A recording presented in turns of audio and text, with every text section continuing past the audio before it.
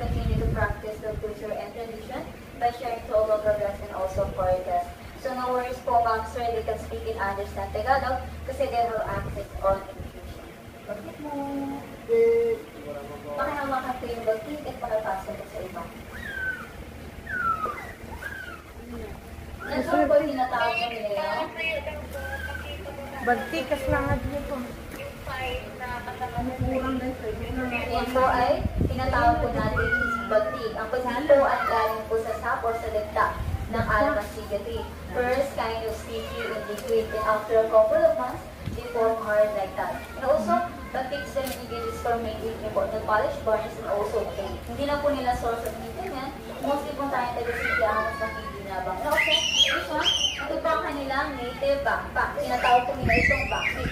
Backpack is pertaining the heavy product like bagtik, yung ginawakan niyo po kanina. Ito po ay gawa sa ratan, kaya ito ay matibay. Some of them can carry like 30 to 50 kilos. Paakyat at pababa po yung mga dok, pinatagian na po nila ng maipet para hindi po mahulog ang kanilang produkto.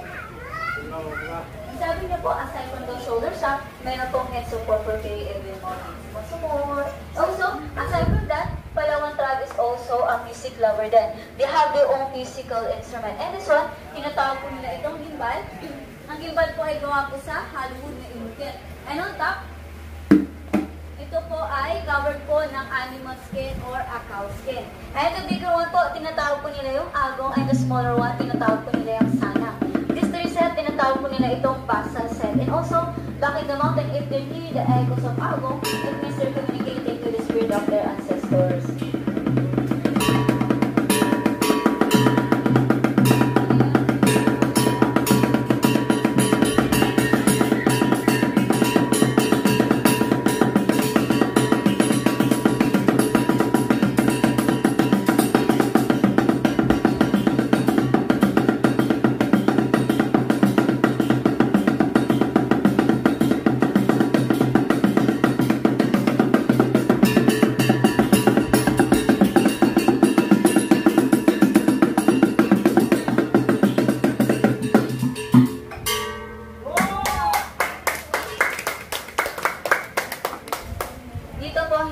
Sumasayaw to entertain us. The tribe dance is ritual at sagrado. Sumasayaw lang sila kung may mga special occasion katulad ng weddings, good harvest, and also prayers. And another musical instrument naman tinatawag nilang kudlungan or kujipi. Those guitar, considered one of the first guitar po sa Pilipinas at nakasulat ko yun sa ating ang lahat. And now they going to play Boget or Bird Song. Pagili mo!